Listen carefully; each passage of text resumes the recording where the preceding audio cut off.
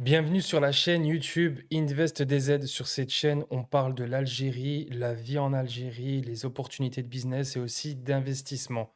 Donc, l'objectif de cette vidéo, c'est de vous expliquer, donc essayer de vous donner des conseils sur comment s'installer en Algérie en 8 étapes. Donc, je vais vous expliquer un peu, selon moi, comment il faut procéder. En tout cas, les 8 points, selon moi, qui sont les plus importants pour vous installer en Algérie. Il faut savoir que moi, je me suis installé maintenant, ça fait 2 mois, donc c'est encore tout frais et c'est pour ça que je voulais vous faire un peu mon retour d'expérience sur comment aussi moi, je me suis préparé pour m'installer en Algérie. À savoir que moi, je me trouve dans la capitale à Alger.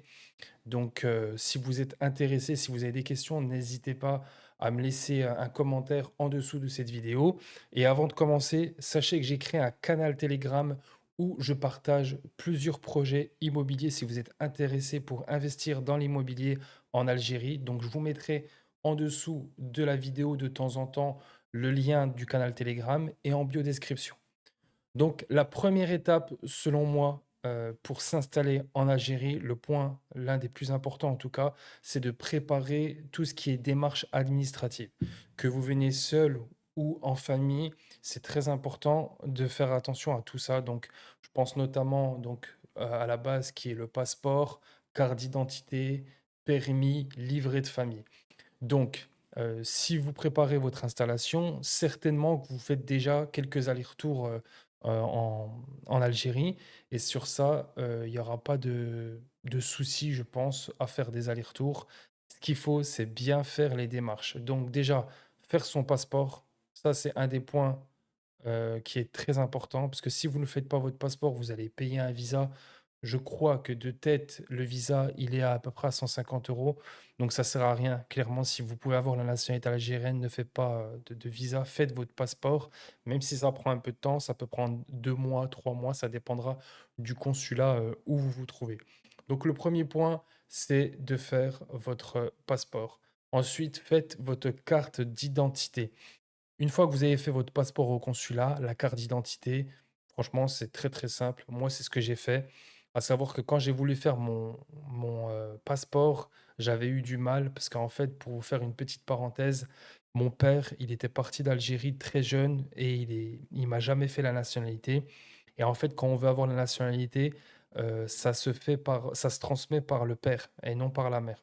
Donc il fallait que je fournisse des documents pour prouver que mon père était bien algérien et à l'époque, c'était pas digitalisé comme, ça l'est aujourd'hui. Donc il a fallu que je fasse une procuration d'un proche, parce qu'à l'époque, j'étais encore en France. J'avais envoyé, une procuration dans ma ville, d'origine, parce que c'était comme ça que ça se passait. Bref, ça a pris énormément de temps pour que je puisse faire ma nationalité. Donc aujourd'hui, ça se fait très facilement. Normalement, vous aurez pas de problème, avec ça. Donc faut pas je pense qu'il faut pas se fermer, il faut pas se fermer la porte et il faut faire votre passeport. Ensuite, une fois que vous avez fait votre passeport, carte d'identité, pour le permis, si vous avez un permis, le permis, français, il suffit, largement. Il y aura pas de problème sur ça. Donc voilà, le plus important, c'est passeport, carte d'identité.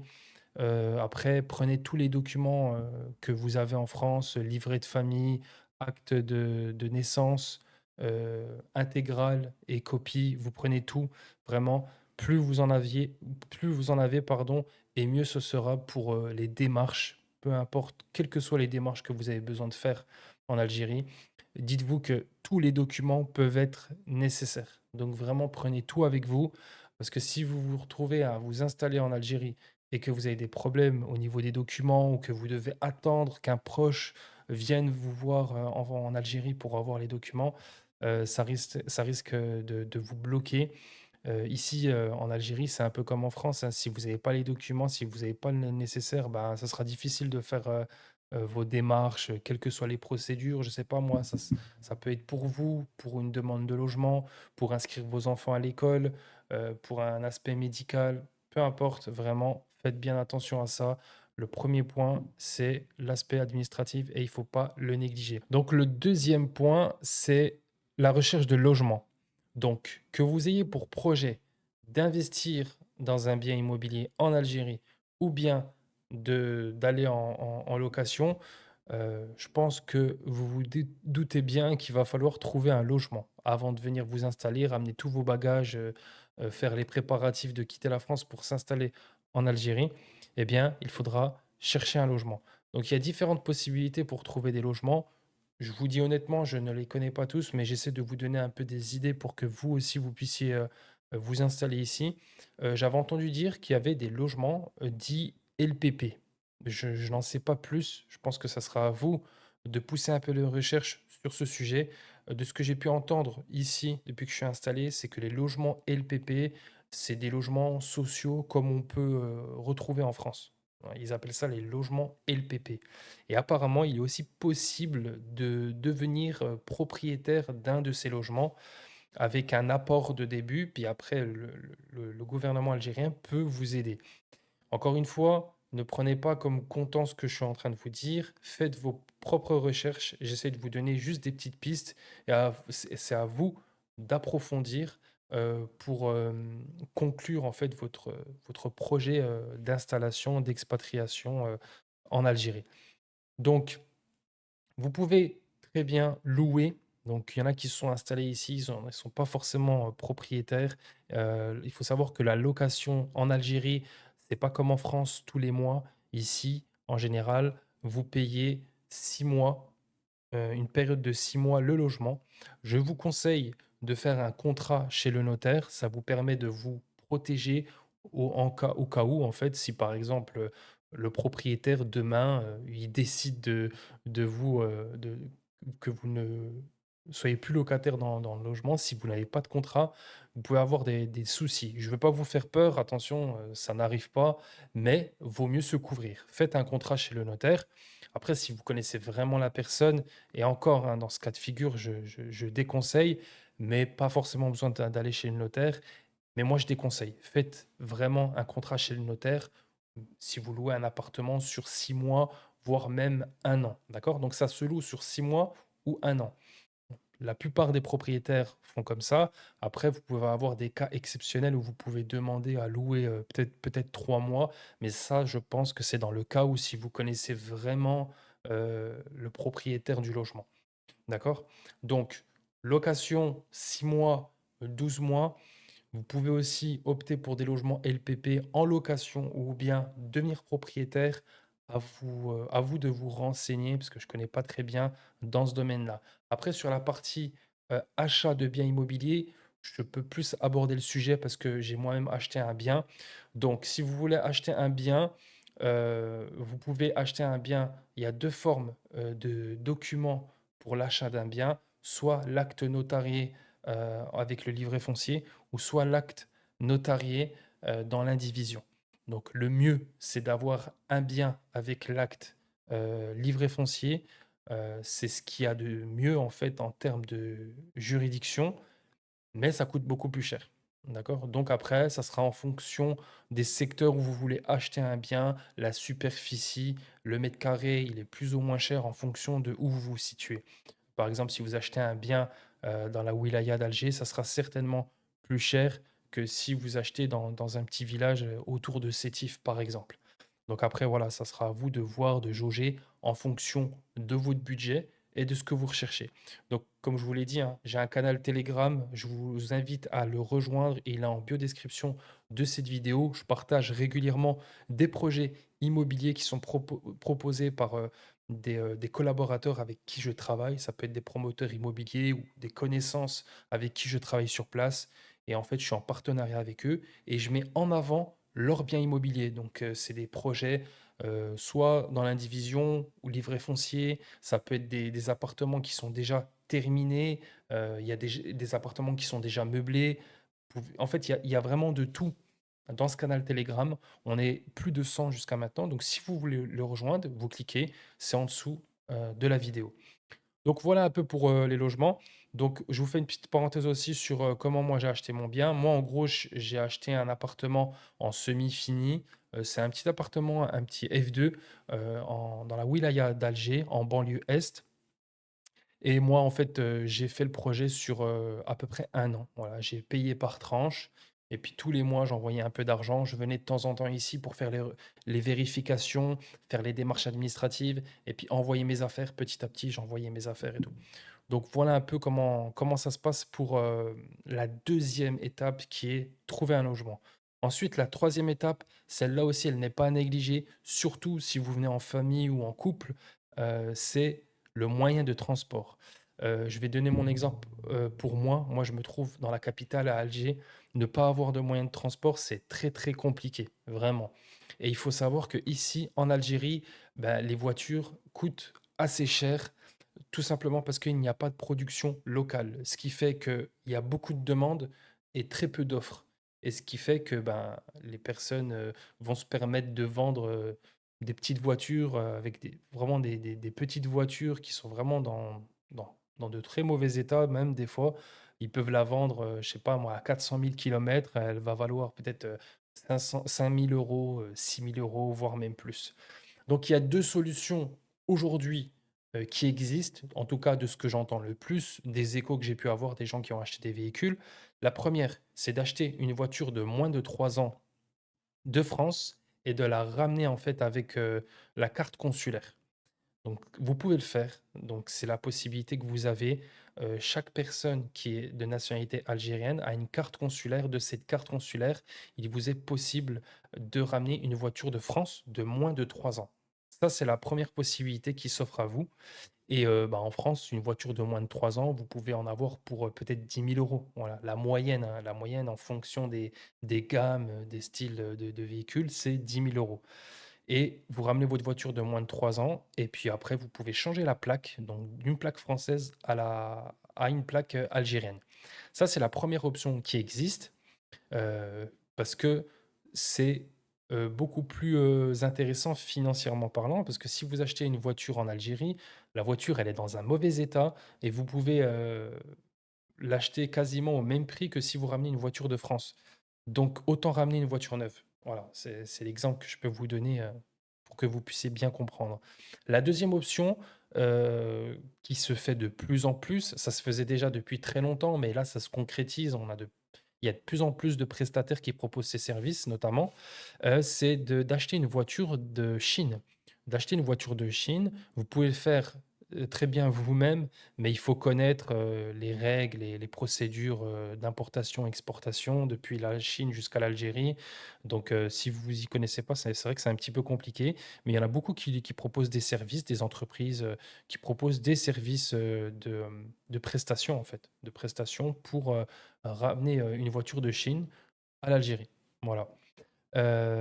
Et donc, soit vous passez par un prestataire, soit vous faites les démarches vous-même. Sur ce sujet, je maîtrise pas du tout. Je vous donne juste les infos de ce que j'ai pu entendre. À vous de bien vous renseigner, savoir qui est-ce qui est le plus intéressant. Est-ce que c'est de ramener une voiture de Chine ou de la ramener de France? À savoir, j'ai entendu des choses qui disaient que, ramener des voitures de Chine sur certaines gammes ou marques de véhicules, ça pouvait être compliqué parce que la maintenance ici en Algérie, il y avait des concessionnaires qui n'étaient pas forcément implantés en Algérie ou bien des pièces qui n'étaient pas forcément vendues.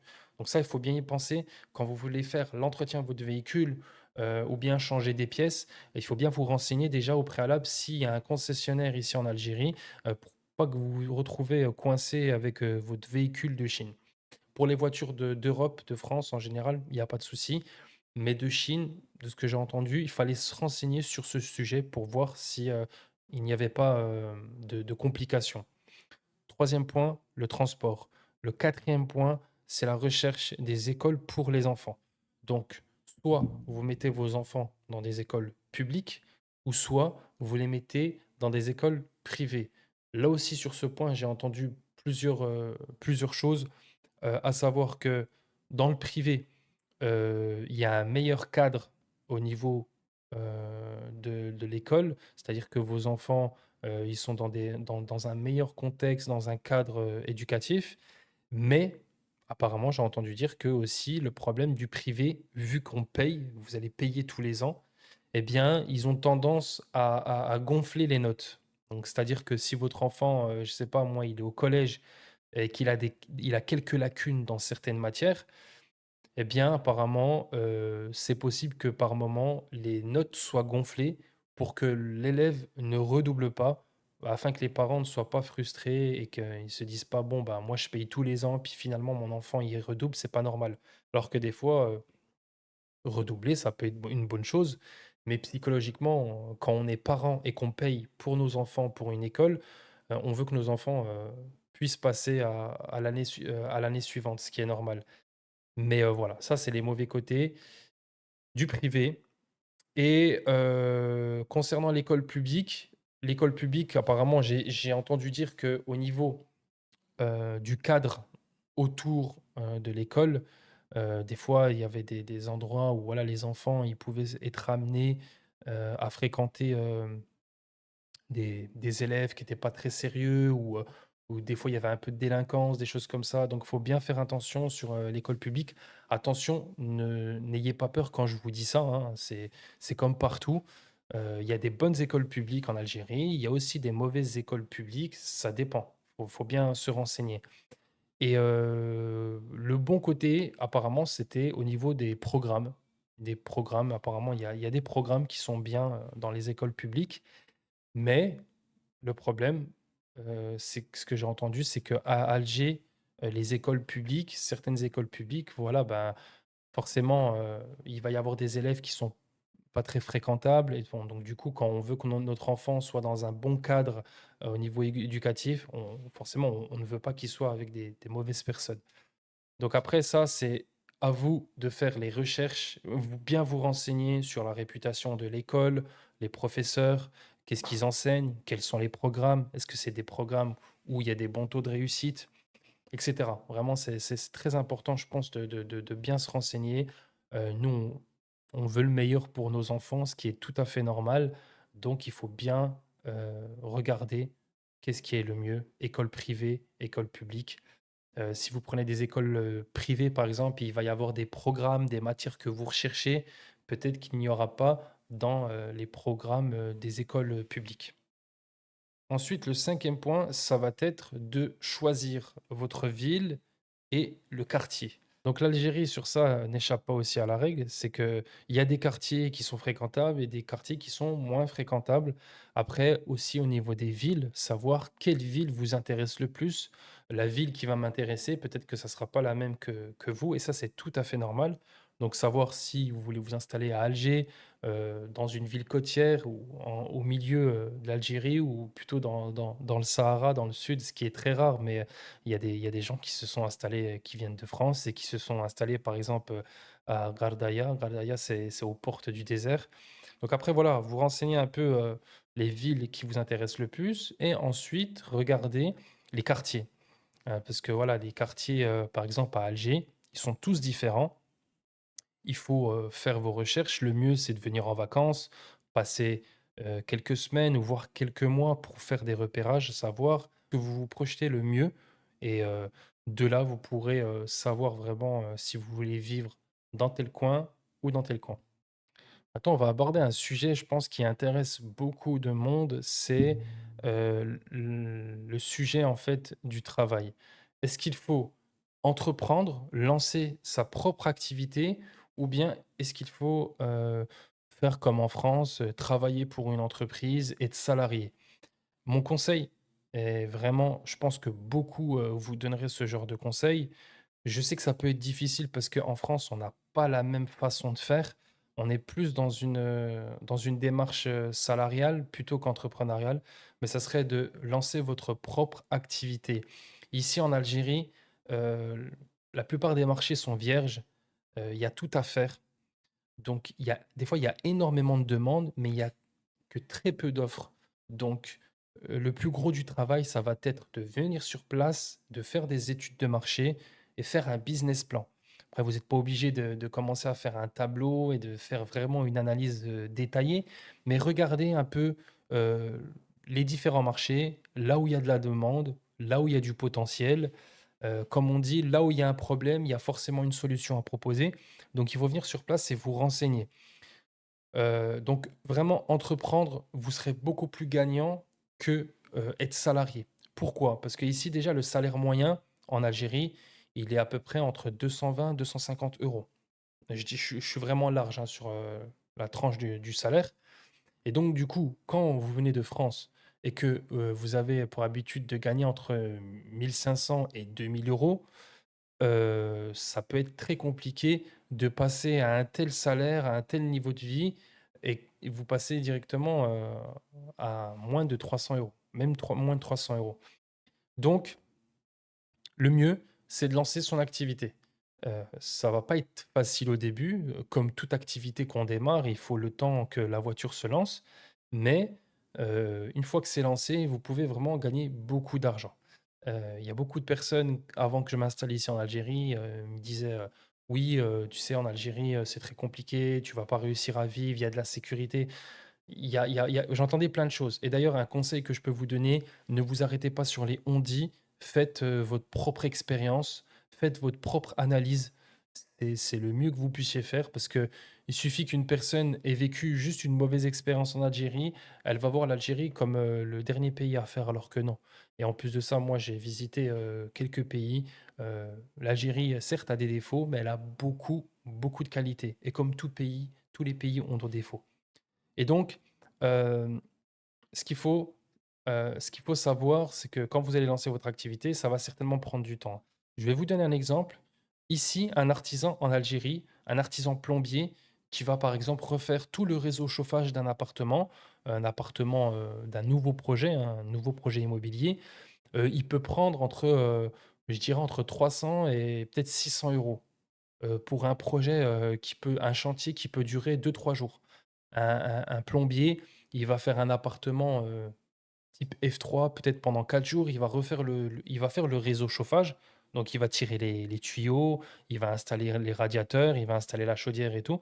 Il peut prendre 500 600 €. Là, vous faites votre calcul, il a déjà fait, pratiquement le double du salaire moyen en Algérie en 4 5 jours.